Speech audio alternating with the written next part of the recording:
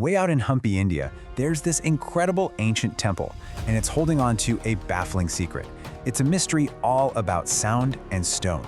It's a place where architects didn't just build a building, they built a massive musical instrument, using technology we still can't really explain today.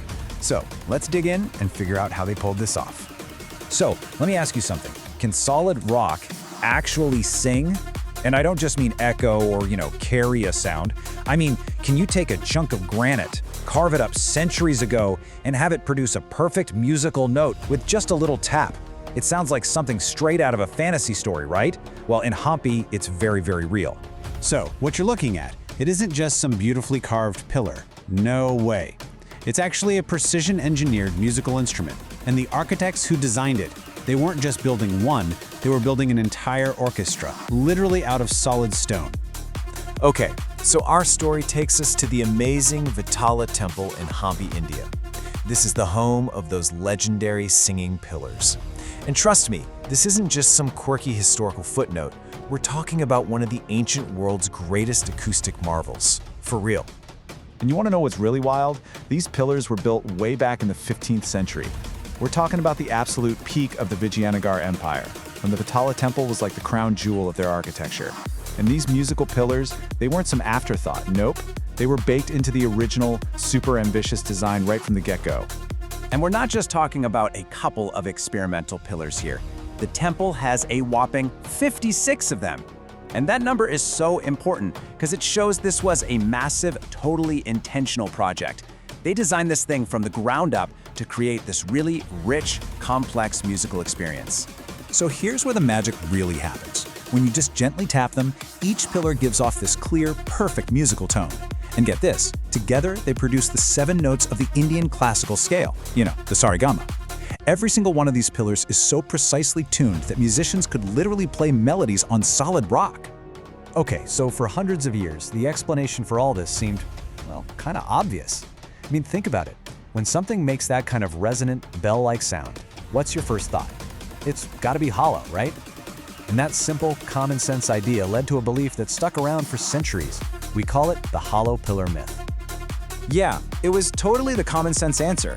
Pretty much everyone, from the local guides to curious travelers, they all just assumed there had to be something hidden inside. Maybe some metal rods or special chambers designed to make the sound. It was the only thing that made any sense at all, until somebody finally decided to actually check. All right, and this is where the story takes a huge, dramatic turn. Fast forward to the British colonial era. A group of engineers got absolutely obsessed with figuring out the secret. They were completely convinced the pillars were hollow, and they wanted to be the ones to finally document the hidden gears they were so sure they'd find inside. So to settle it once and for all, they did something that, wow, it would be completely unthinkable today. They actually cut one of the pillars clean in half. Yeah, they sacrificed a priceless piece of this ancient wonder, expecting to just crack it open, reveal its inner workings, and finally put the mystery to bed. So, what did they find inside? The myth promised all these hidden bells and complicated mechanisms, but the reality? Absolutely nothing. It was solid granite, all the way through.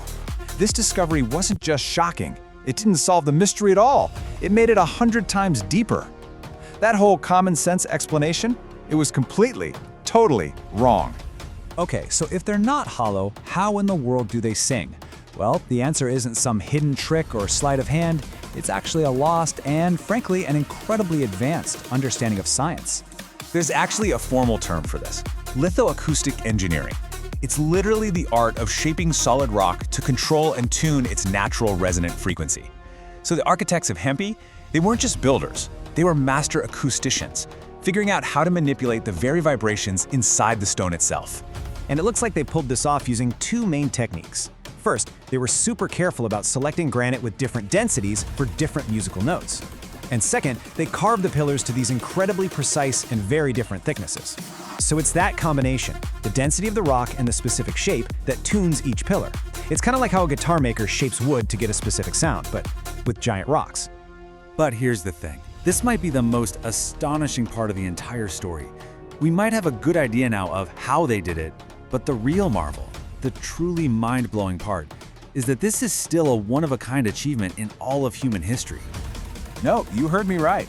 With all of our modern science, our supercomputers, our laser precision tools, we still cannot replicate what these artisans achieved back in the 15th century. It's pretty humbling, you know?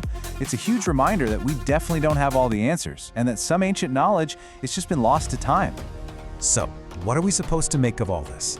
Was this just the absolute peak of ancient material science, something they figured out after generations of trial and error? Or are we looking at some kind of lost knowledge that was so advanced it pretty much borders on magic? It's a question that really makes you think, and it reminds us that the past still holds secrets that can totally challenge how we see our own future.